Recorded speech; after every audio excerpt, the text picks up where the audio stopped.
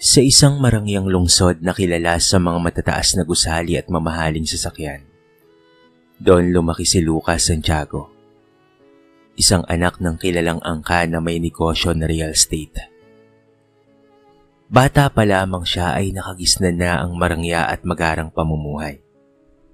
Lahat ng nais niya ay agad na naibibigay, at sa bawat pagtitinginan ng tao, dala niya ang bigat ng apelidong Santiago.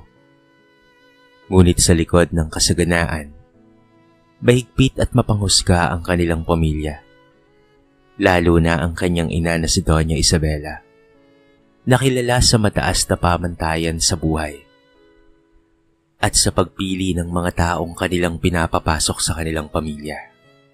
Samantala, sa kabilang dako ng lungsod, lumaki si Amara Cruz sa payak na pamumuhay.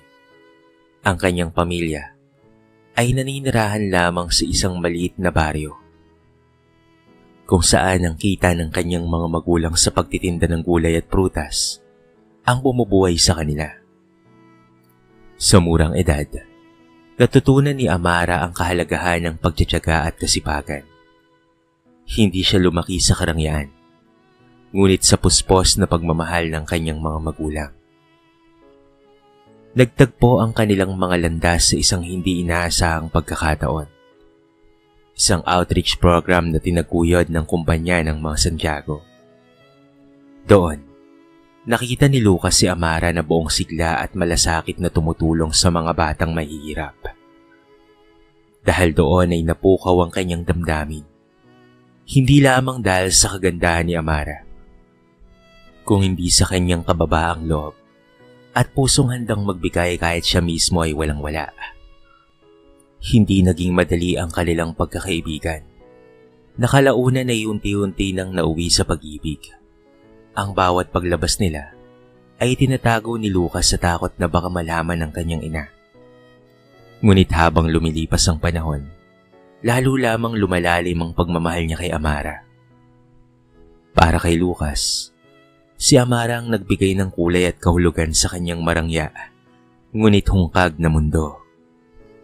Nang dumating ang araw na ipinakilala niya si Amara sa kanyang pamilya, agad na umani ng malamig na pagtanggap ang dalaga. Lucas, hindi siya para sa'yo, mariing sambit ni Doña Isabela, habang tinitingnan si Amara mula ulo hanggang paa, na para bang isa lamang itong alila. Isang Santiago ang anak ko. Hindi siya maaaring sumama sa isang babaeng walang pangalan. Wala kayong yaman at walang saysay. Ngunit hindi natinag si Lucas. Kahit na paulit-ulit siyang pinagsasabihan ng kanyang mga kapatid at pinsan na mag-isip ng mabuti, pero mas pinili niyang sundin ang kanyang puso. Alam niyang sa piling ni Amara, natagpuan niya ang tunay na kaligayahan na hindi niya naranasan kahit kailan sa kanyang marangyang mundo. Kung hindi niyo matatanggap si Amara, wala akong magagawa. Pero siya ang babaeng mahal ko at siya ang gusto kong makasama habang buhay. Buong tapang na pahayag ni Lucas sa harap ng kanyang pamilya. At sa kabila ng pagtutol at pangungutya, pinakasalan ni Lucas si Amara sa isang simpleng seremonya na hindi dinaluhan ni isa man sa miyembro ng kanyang pamilya. Wala mang magarbong bulaklak at mamahaling damit. Puno naman ng pagmamahal ang araw na yon. Para kay Amara, sapat nang alam niyang pinili siya ni Lucas. At para kay Lucas, sapat nang kasama niya ang babaeng minahal niya higit pa sa pangalan at yaman. Matapos ang kasal ni na Lucas at Amara, nagsimula silang magtayo ng kanilang sariling tahanan. Malayo sa mansyon ng mga Santiago. Malayo rin sa mga matang mapanghusga ng lipunan. Isang maliit na bahay sa isang tahimik na subdivision ang kanilang napiling tirhan. Hindi ito kasing laki at enggrande ng tahanan ni Lucas noong siya ay bata pa.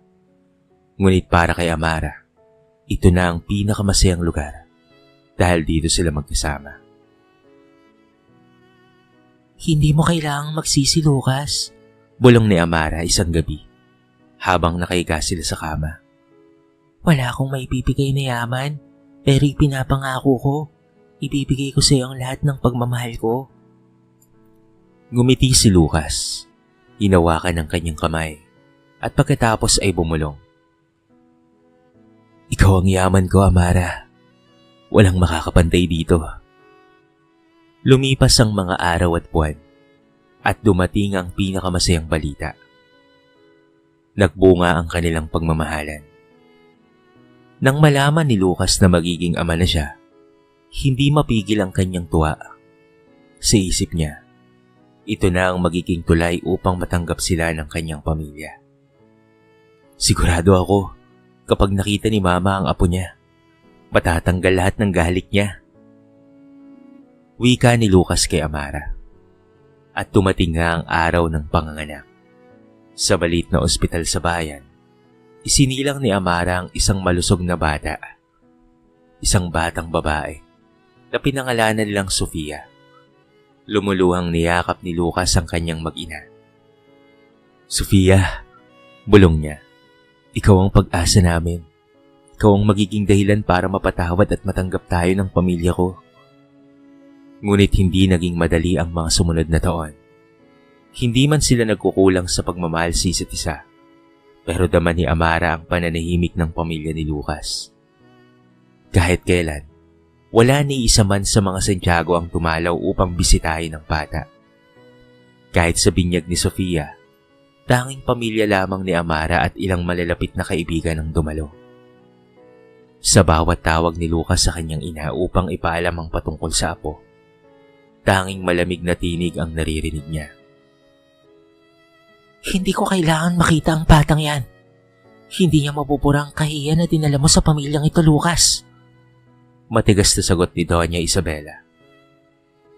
Masakit para kay Lucas ang lahat ng iyon, ngunit pinilit niyang maging matatag. Sa tuwing nakikita niya si Sofia na nakangiti, tila nawawala ang lahat ng bigat. Para sa kanya, sapat nang makita niyang buo at masaya ang kanyang munting pamilya. Samantala, si Amara ay pilit na ikinukubli ang lungkot. Nakikita niyang nahihirapan si Lucas sa pagitan ng kanyang dalawang mundo. Ang mundo ng pamilya niyang mayaman na hindi matanggap ang kanilang pagsasama at ang mundong binuo nila ni Sofia na puno ng pagmamahalan ngunit kulang sa pagtanggap mula sa iba. Isang gabi, habang pinapatulog niya si Sofia, napaluha si Amara. Anak, Bulong niya sa sanggol. darating ang araw na tatanggapin rin nila tayo. Magiging boring tayo sa harap ng lahat. Basta't huwag mong isipin na kulang ka, ha? Dahil ikaw ang pinakamahalagang biyaya sa amin. Hindi niya alam kung kailan darating ang araw na yon. Ngunit sa puso niya, buo ang pag-asa na balang araw.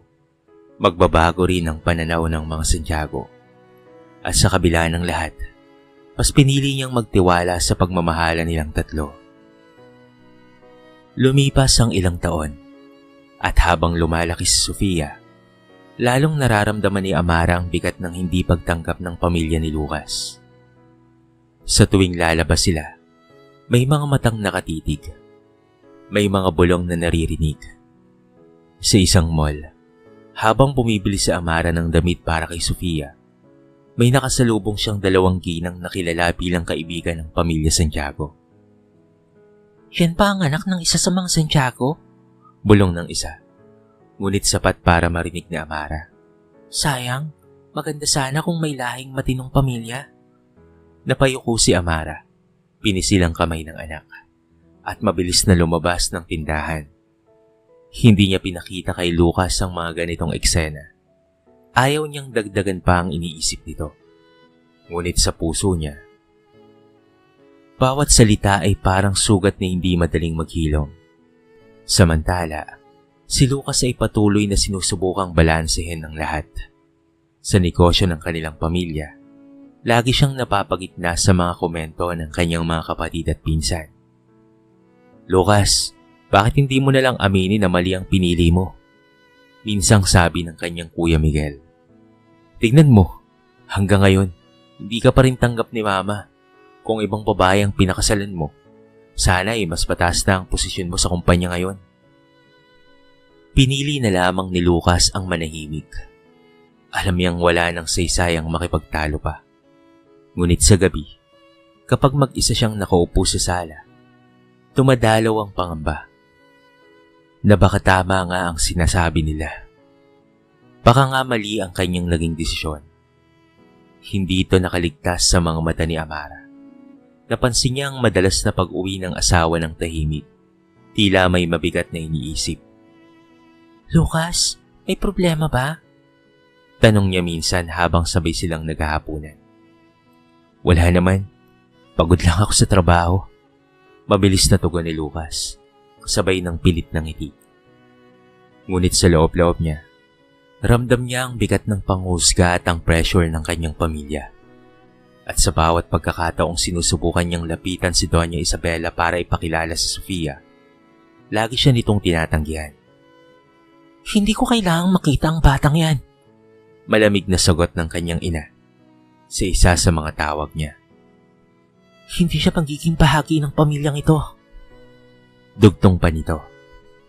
Sa puntong iyon, unti-unting nagkaroon ng bitak sa pundasyon ng pamilya nila Lucas at Amara. Hindi dahil sa nawala ang pagmamahala nila, kung hindi dahil sa unti-unting naipon ang pangotya at pananahimik ng mga tao sa paligid nila. Si Sofia naman, kahit bata pa, ay nakakapansin na rin.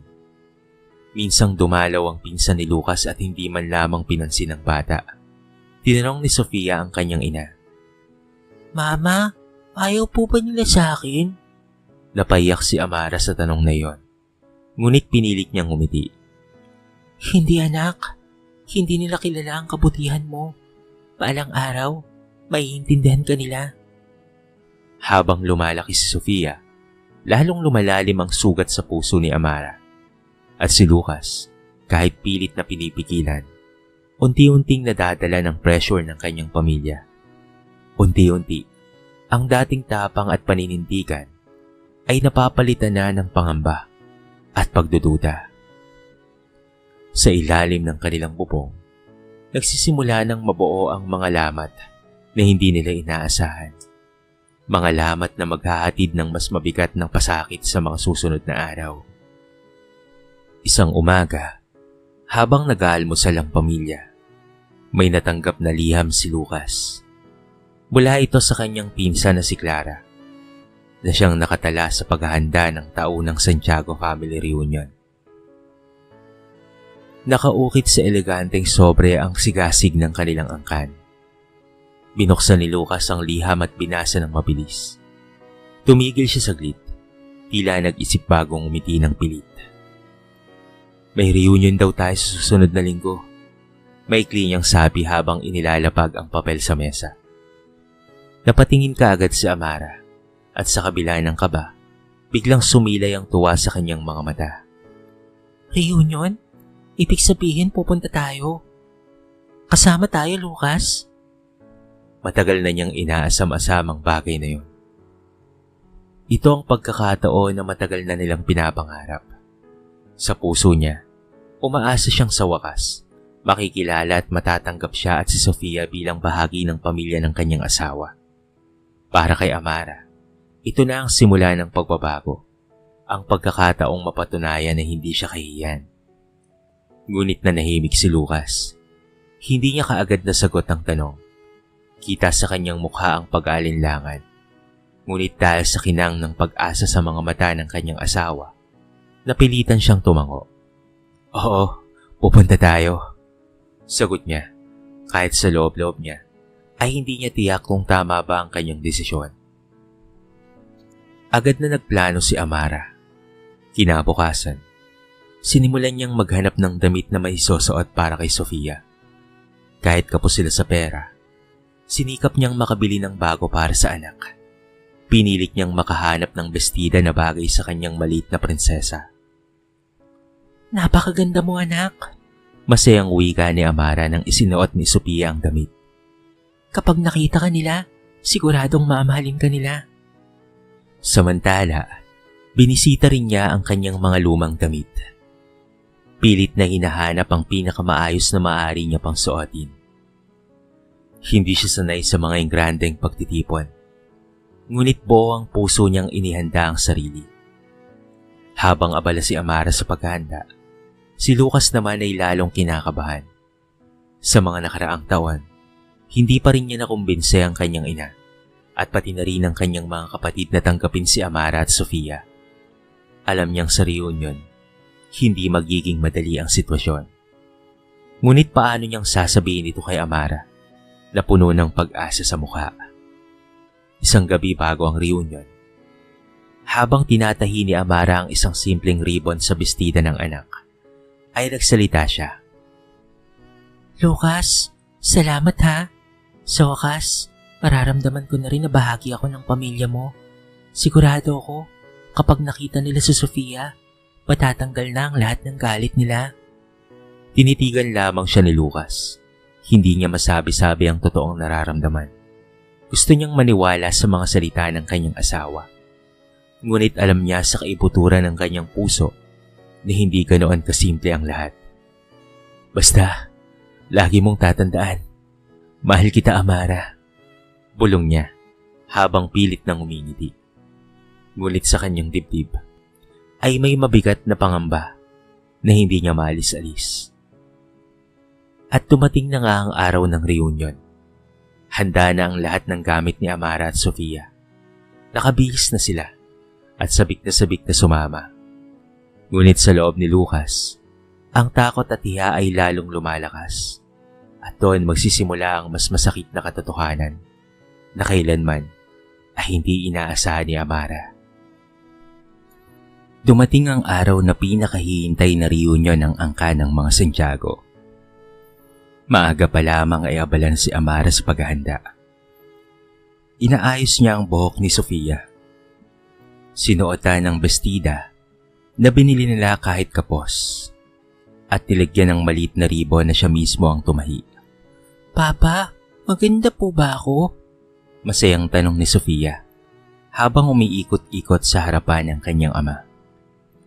Napangiti si Lucas, ngunit kasabay ng ngiti ay may kirot sa kanyang dibdib. Oo anak, napakaganda mo, sagot niya. Kahit ramdam niya ang bigat ng desisyon na kailangan niyang gawin. Si Amara naman ay nakasuot ng pinaka-the best na damit na meron siya. Hindi ito bago, ngunit maayos at desente. Habang tinitignan niya ang sarili sa salamin, pinilit niyang kumbinsihin ang sarili. Ito na ang simula ng pagtanggap. Ngunit nang malapit na silang umalis, biglang natahimik si Lucas. Hinawakan niya ang kamay ng kanyang asawa at mariing na patingin. Amara, Sofia, pasensya na. Kailangan ko kayong iwan dito. Parang binuhusan ng malamig na tubig si Amara. Ano ang ibig mong sabihin, Lucas? Reunion ito ng pamilya mo. Pamilya tayo. Dapat magkasama tayo. Hindi pa handa si Mama. Hindi pa handa ang lahat. Sagot ni Lucas. Halos hindi makatingin sa kanyang asawa. Ayokong mapahiya kayo. Baka masaktan lang kayo kapag harap-harapan nila kayong tinanggihan. Nanlaki ang mga mata ni Amara. Halos hindi makapaniwala. Mapahiya? Ibig mong sabihin, kinakahiya mo kami? Hindi ganun, Amara. Nagmamadaling tugon ni Lucas. Ngunit halata sa boses niya ang sobrang pagkabalisa. Pinuprotektahan ko lang kayo. Ngunit sa puso ni Amara, ang bawat salita ay parang sibat na tumutusok. Ilang taon na niyang tinitiis ang pangungutya at malamig na tingin ng pamilya ng kanyang asawa. At ngayong may pagkakataon na sanang may pakilala siya at si Sofia, siya pa mismo ang pumigil. Mama, bakit hindi po tayo sasama? Inosenteng tanong ni Sofia, sabay hila sa laylayan ng bestida ng ina. Gusto ko po sanang makita si Lola at mga pinsan. Hindi ka agad nakapagsalita si Amara. Tinitigan lamang niya ang anak. Pinipigilan ang luha. Lumingon siya kay Lucas. Umaasang magbabago pa ang isip nito. Ngunit ang tanging nakita niya ay ang isang lalaking pinili ang takot kesa sa kanyang pamilya. Pasensya ka na, Amara. Pero babawi ako. Mahina pang sabi ni Lucas bago kinuha ang susi ng sasakyan at lumabas ng bahay. Sa pagbagsak ng pinto, tuluyang bumigay si Amara. Umupo siya sa sahig, niyakap si Sofia, at pagkatapos ay humagulgol. Anak, hindi tayo may kasalanan at hindi tayo kahiyan. Bulong niya habang pinipis silang maliit na kamay ng bata. Habang si Lucas ay papalayo sa kanilang tahanan, papunta sa reunion na mag-isa, ramdam niyang may iniwan siyang hindi matatawarang sugat. Hindi lamang sa kanyang asawa at anak, kung hindi pati na rin sa kanyang sariling puso. Sa unang pagkakataon, nagsimulang madama ni Amara na baka ang laban na pinaniniwalaan niyang kaya nilang sabay na harapin ay siya lamang pala ang tunay na lumalaban. Sa marangyang resort na inuupahan ng angkan ng mga Santiago, nagsimula ang engrandeng pagtitipon. Malalaking chandelier, buffet na puno ng imported na pagkain, at mga taong pawang nakabihis ng magagara. Sa pagdating ni Lucas, agad siyang sinalubong ng kanyang mga kamag-anak. Lucas, mabuti naman at nakadalo ka. Bati ni Clara, ang kanyang pinsan. Nasaan ang asawa mo at ang anak ninyo? Matagal ko na silang gustong makita. Napakurap si Lucas, agad na nagpalusot. Hindi sila nakasama. May sakit kasi si Sofia. Pinilit niyang umiti kahit ramdam niya ang panginginig ng kanyang tinig. Sandaling natahimik si Clara bago tumango. Sayang naman. Sana sa susunod makilala rin namin sila. Habang abala sa pagbati at pakikipagkamay, ramdam ni Lucas ang mga matang nakatitig sa kanya. May ilang nagtanong, may ilang ring nagbubulungan. Bagamat tanggap siya ng pamilya dahil siya'y Santiago, hindi niya maiwasang isipin na kung isinama niya si Amara at si Sofia, siyak na ibang naging tingin sa kanya ng lahat. Samantala, doon sa kanilang tahanan, nakaupo si Amara at Sofia sa maliit na mesa. Ang kanilang hapunan ay pritong tuyo at kanin na natira pa mula sa tanghalian. Ngunit sa gitna ng simpleng pagkain, ramdam niya ang bigat ng kalungkutan. Ma, kailan po ba tayo makakasama sa kanila? Tanong ni Sofia habang tinutusok ang pagkain gamit ang tinidor. Napakagat labi si Amara. Pinilit ng umiti. Balang araw, anak. Balang araw. Ngunit sa likod ng kanyang mga mata, dumadaloy ang luha na pinipilit niyang itago. Habang nagdiriwang si Lucas kasama ang kanyang mga pinsan, nagtatawanan at nagkikwentuhan patungkol sa kanilang mga negosyo at tagumpay, hindi niya maiwasang maalala ang iniwan niya sa bahay. Sa bawat halakhak na kanyang pinipilit, para bang naririnig niya ang tinig ni Amara, puno ng hinanakit at sakit. Mapapahiya pa kami, Lucas. Mga salitang binitawan ng kanyang asawa bago siya umalis. Paulit-ulit iyong tumatama sa kanyang isipan. Minsan, napansin niya ang kanyang ina, si Doña Isabela, na nakaupo sa dulong bahagi ng mesa. Nakataas ang kilay habang nakikinig sa mga kwento. Nang nagtama ang kanilang mga mata, bahagya siyang umiti. Umaasang makikita niya ang kaunting pagkalinga. Ngunit malamig ang tingin ng ginang. Tila sinasabi nito, Pabuti na lang at wala sila rito. Sa gitna ng magarbong kasiyahan, ramdam ni Lucas ang kalungkutan. At kasama niya ang kanyang pamilya. Ngunit bakit parang mas nag-iisa siya? Samantala, sa kanilang maliit na bahay, matapos ang simpleng hapunan, dinala ni Amara si Sofia sa kwarto. Pinatulog niya ito habang hinaplos ang buhok ng bata. Anak, tandaan mo, hindi kailangan ng malalaking handaan para maging masaya. Ang mahalaga, may nagmamahalan. Nakatulog si Sofia ng may ngiti. Ngunit si Amara, mag-isa lamang sa dilim at tuluyang bumigay. Doon niya pinakawala ng lahat ng sakit. Hindi lamang dahil sa iniwan sila ni Lucas, kung hindi dahil naramdaman niyang sila mismo ang itinakwil. Habang lumalalim ang gabi, parehong nagising ang magkaibang damdamin. Si Lucas na nakikihalubilo ngunit hindi matahimik, at si Amara na mag-isa, ngunit buo ang paninindigan na kailanman hindi siya papayag na lumaki si Sofia, na mararamdamang wala silang halaga. Hating gabi na nang makauwi si Lucas mula sa reunion. Tahimik ang buong bahay. Tanging mahinang ilaw sa sala ang bumungad sa kanya. At doon nakita niya si Amara na nakaupo. Nakapamewang pa ito. Tila hinihintay siya. Sa kanyang kandungan, natutulog si Sofia. Mahigpit na nakayakap sa kanyang nanay na tila nahihirapang pakawalan. Ang saya ba ng reunion? Malamig na tanong ni Amara. Hindi tumitingin sa kanyang asawa. Sandaling natahimik si Lucas bago sumagot. Oo, pero kulang. Kayo ang kulang. Napatawa si Amara, ngunit puno ng pait. Kulang? Sino ba ang umalis na mag-isa at iniwan kami dito? Tumulo ang luha sa kanyang pisngi. Lucas, ilang taon na akong naghintay. Natanggapin mo kami ng buong puso sa pamilya mo. Pero ngayong tumating na ang pagkakataon, ikaw mismo ang pumigil. Amara, hindi pa kasi ito ang tamang panahon. Mariin niyang sagot. Pilit na kinukumbinsi ang sarili. Ayokong masaktan kayo. Kapag tinanggihan kayo sa harap ng lahat. Hindi pa tamang panahon? Ulit ni Amara. Halos sumisigaw ngunit pinipigilan dahil baka magising ang anak. Kailan pa magiging tama ang panahon? Kailan pa magiging handa ang pamilya mo, Lucas? Baka hindi na sila maging handa kahit kailan. Natahimik si Lucas. Hindi niya alam kung ano ang dapat na sabihin. Tumingin siya kay Sofia na payapang natutulog. Doon siya nakaramdam ng hiya. Hiya sa anak na kailanman ay hindi pa niya lubos na ipinaglaban. Papa? Biglang bulong ni Sofia. Nagising sa kanilang pagtatalo. Kinakaya mo po ba kami?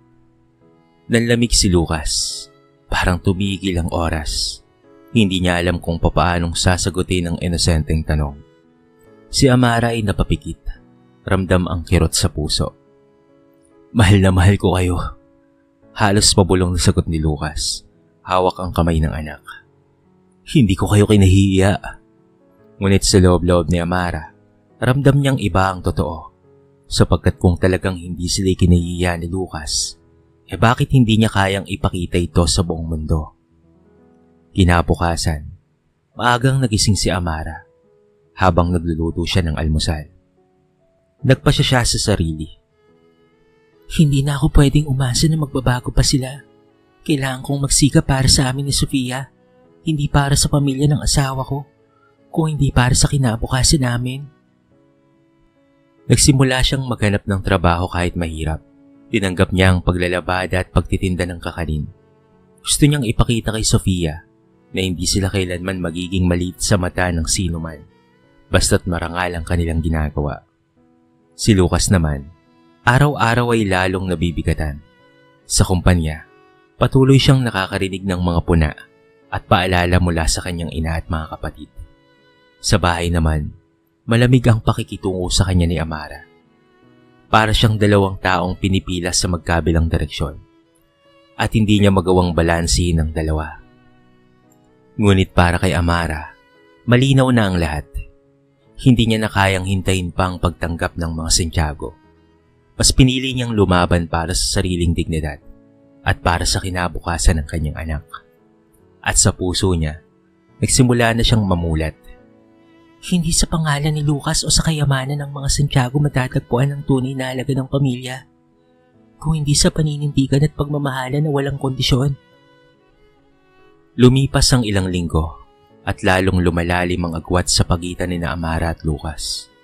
Sa bawat araw na umuwi ang lalaki mula sa trabaho, ramdam niya ang lamig ng kanilang tahanan. Si Amara ay abala na sa pagbebenta ng kakanin at sa pagluluto ng mga order mula sa kapitbahay.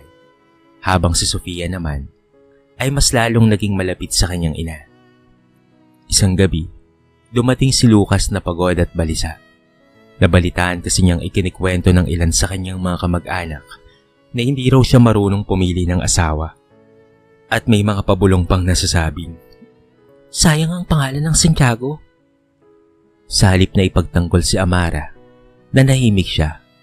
Pero sa katahimikang iyon, unti-unti siyang kinakain ng hiya at takot. Pagka-uwi niya, nadatnan niyang masayang nagkikwentuhan sina Amara at Sofia. habang kumakain ng tinapay at mainit na tsokolate. Walang magagarbong pagkain. Ngunit ramdam niya ang init ng pamilya na matagal na niyang ipinagkait. Pa, halika. May tinira kami para sa'yo. Masayang bati ni Sofia. Ngunit hindi makakibo si Lucas. Para siyang dayuhan sa sarili niyang bahay. Lucas, Seryosong wika ni Amara. kailangan nating mag-usap. Tumango siya at tumupo silang dalawa sa sala. Pagod na akong maghintay na tanggapin kami ng pamilya mo. Simulang sabi ni Amara.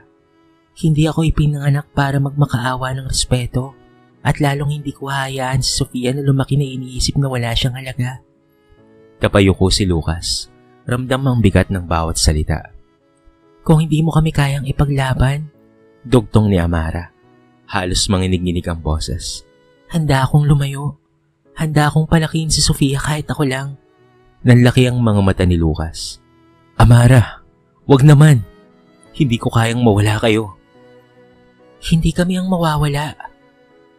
Sagot niya, puno ng determinasyon. Ikaw ang mawawala kung patuloy mong pipiliin ang pamilya mo kaysa sa amin. Tumulo ang luha ni Lucas. Sa unang pagkakataon, tuluyan niyang naramdaman ng takot. Takot na tuluyang mawala ang pinakamahalagang kayamanan sa buhay niya. Hindi ang kanyang apelido. Hindi ang kayamanan ng pamilya Santiago, kung hindi ang pagmamahal at tiwala ng kanyang mag-ina. Kinabukasan, nagpasya si Lucas na umarap sa kanyang pamilya. Sa isang pagtitipon, tumayo siya sa harap ng kanyang ina at mga kamag-anak. Kung talagang mahal niyo ako, tatanggapin niyo si Amara at si Sofia. Mariin niyang wika. Kung hindi, handa akong iwan ng lahat ng ito. Ang pangalan, ang kayamanan, at pati na rin ang negosyo. Dahil wala itong halaga kung kapalit ay ang pagkawala ng pamilya ko. Tahimik ang buong ang kanila. Hindi makapagsalita si Doña Isabela. Ngayon lamang narinig ng lahat na buo ang paninindigan ni Lucas. Pag-uwi niya, nadatnan niya si Amara at Sofia na naghihintay. Sa kanyang mga mata, meron pa ring takot. Ngunit higit na nangingibabaw ang tapang. Mahal, pinili ko kayo. Sabi niya habang maigpit na niyakap ang kanyang mag-ina. At kahit anong mangyari, kayo ang tahanan ko. Sa wakas, napaluha si Amara. Hindi dahil sa sakit, kung hindi dahil sa pag-asa. Natutunan ni Lucas ang pinakamahalagang aral ng kanyang buhay. Ang tunay na kayamanan ay hindi nasusukat sa pangalan o kayamanan, kung hindi sa pamilya na hindi kailanman niya dapat ikahiya. Makalipas ang ilang buwan, malaki na ang pinagbago ng buhay ni Lucas. Hindi man agad nagbago ang ugali ng pamilya Santiago.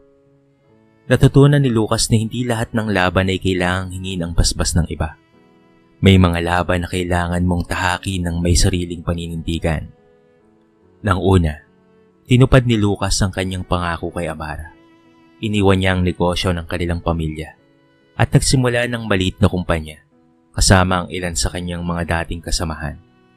Mahirap sa umpisa, ngunit dahil sa sipag at tiyaga, unti-unting lumago ang kanilang paghihirap.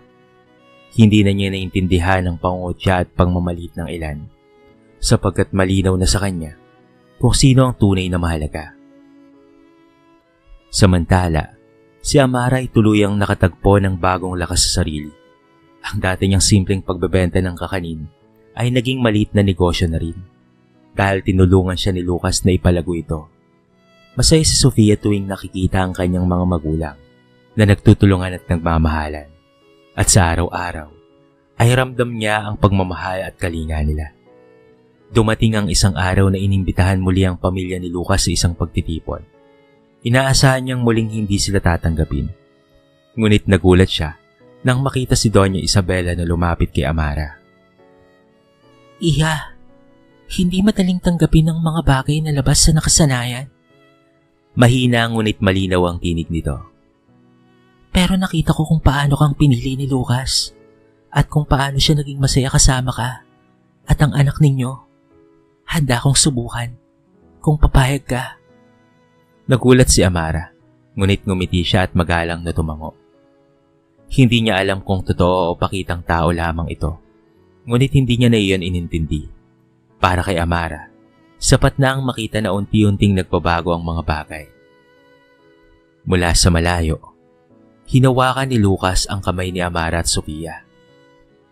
Walang ibang pamilya na masigit sa inyo, bulong niya. Sa kanyang puso, alam niyang dumaan siya sa pinakamahirap na pagsubok ng buhay. Ang pumili sa pagitan ng dugong kinagisnan at ng pamilyang itinaguyod ng pagmamahal. At doon niya natutunan ang aral na hindi lahat ng ipinanganak sa mayamang angkan ay tunay na mayaman.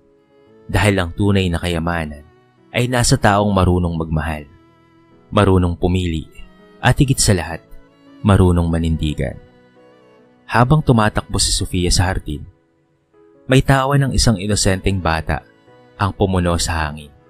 Si Amara ay nakangiti at si Lucas ay payapang nakatingin sa kanila. Hindi perpekto ang kanilang pamilya. Hindi perpekto ang kanilang buhay. Ngunit ito ang buhay na pinili nila. Isang buhay na puno ng dignidad, pagmamahalan, at pag-asa. At sa kanilang tatlo, sa wakas ay naramdaman nila ang katotohanang matagal na nilang hinahanap, ang pagiging pamilyang buo, kahit sa kabila ng lahat ng pagtutol ng mundo. Dito na po nagtatapos ang ating maiksing kwento sa araw na ito. Sana po ay nagustuhan nyo. At sana po ay kinapulutan nyo ng maraming aral. Kayo mga kabarangay, anong masasabi nyo sa ating kwento? I-comment nyo naman sa baba ang inyong mga reaksyon at babasahin natin ang lahat ng yan. I-comment nyo na rin kung taga saan kayo para naman malaman ko kung hanggang saan nakaabot ang video na ito. Paki-like and share na rin ang ating kwento para mapakinggan rin ng iba. At kung bago ka pa lamang sa ating channel, baka naman pwedeng pakihit ang subscribe button at bell notification button para palagi kang updated sa mga bago nating upload na katulad nito. So paano mga kabarangay? Hanggang sa muli. Thank you so much and peace out.